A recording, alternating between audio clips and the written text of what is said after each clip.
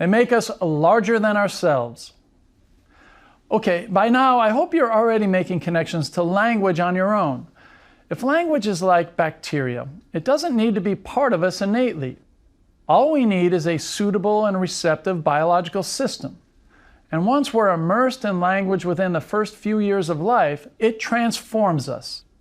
Language makes our minds bigger than our biology. This is not as out there as it sounds.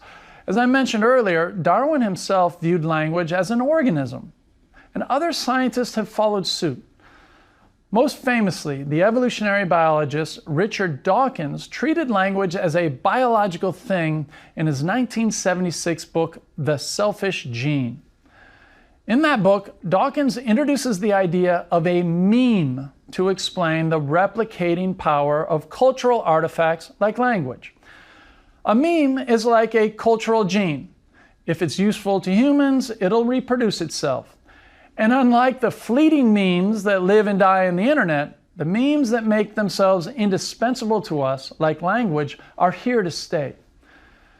In the context of our bacteria analogy, you can view language as a meme that attaches itself to the mind of its host to ensure that it and the genes of the host replicate and survive.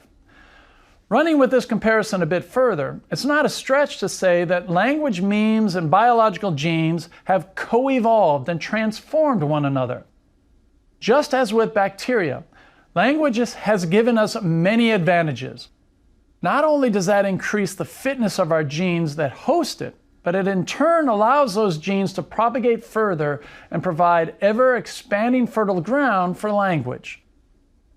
So how did this symbiotic relationship get started in the first place? Well, that's the million-dollar question. And attempting to answer it, let me give you some good news and some bad news.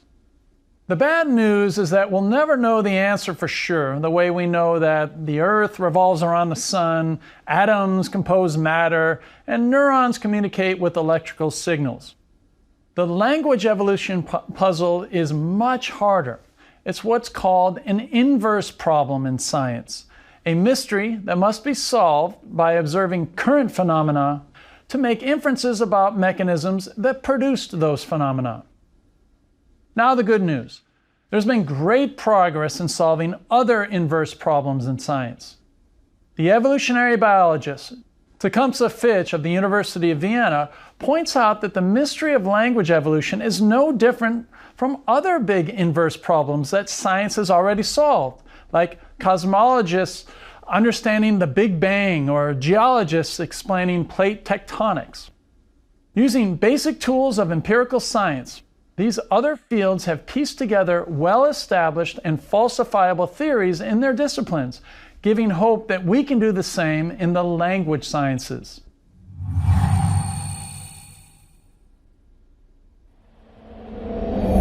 There are many theories of language evolution, and I can't cover them all in a single lecture. So instead, I'll step back and focus on a broad conceptual divide between two competing ways of thinking: the nativist camp and the anti-nativist camp. The nativist camp believes that language is the product of biological evolution, and that human brains at birth are genetically endowed with specific abilities to learn language. The anti-nativist camp argues that language is the product of biological and cultural evolution, and that human brains at birth are genetically endowed with general abilities to learn language. I want to warn you right up front that this will be one of the more complicated things we discuss in this course. But if you draw on what you've learned up to this point, I think you'll get the picture. First, let's start on some common and neutral ground. Everyone in this debate agrees that there is a unique and special fit between language and the human brain. That's what we've been talking about for the last two lectures, so hopefully you're with me so far. The main disagreement is in what initially drove this relationship. Did the brain adapt to language, or did language adapt to the brain? Proponents of the nativist camp will be familiar to you.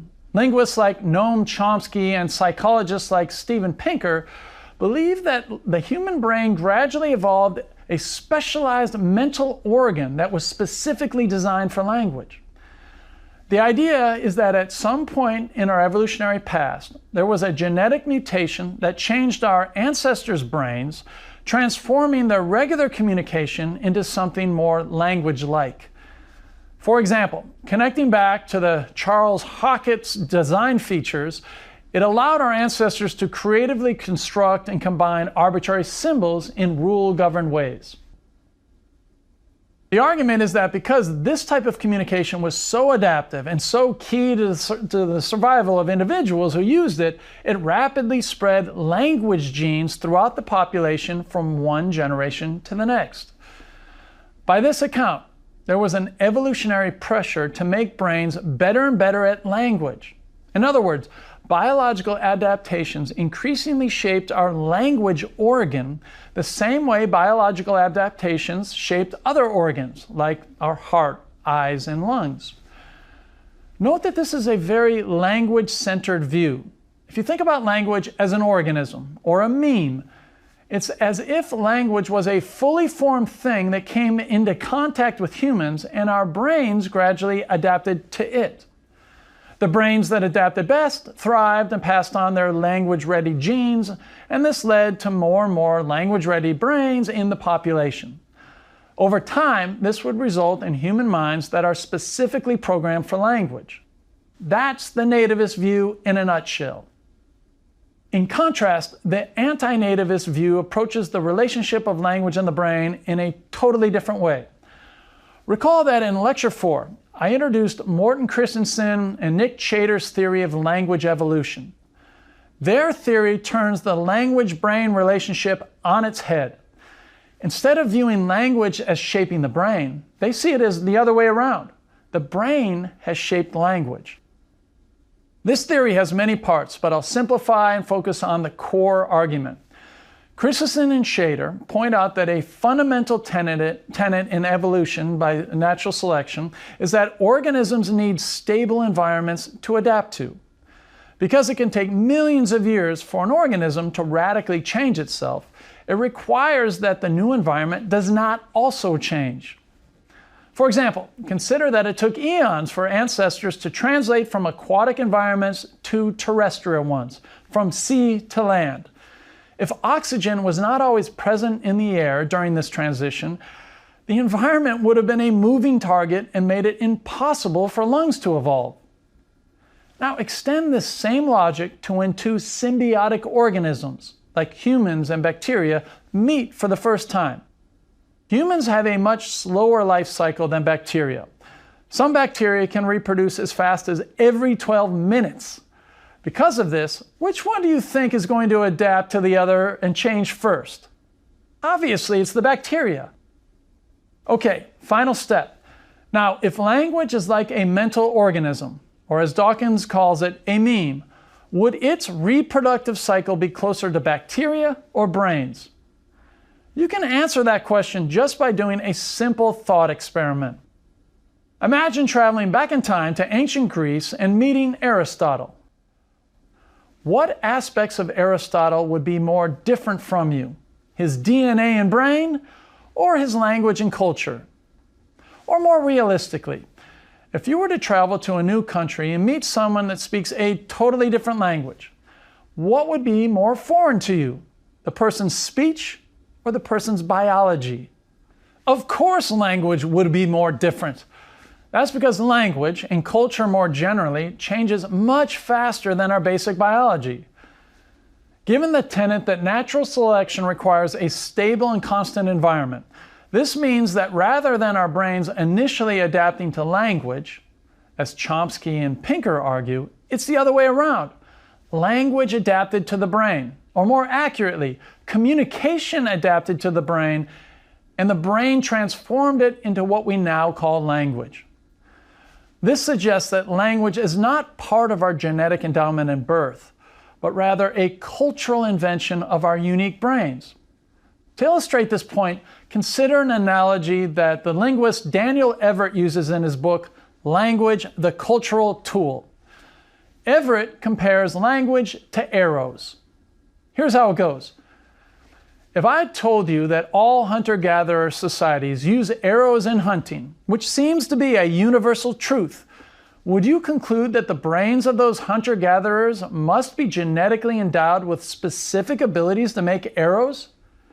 No, that'd be a stretch, and Everett dismisses this possibility as unnecessarily complex. Instead, he argues that it's much more parsimonious to conclude that they are born with general problem-solving skills that they then apply to learn how to make arrows. Well, it's the same story with language.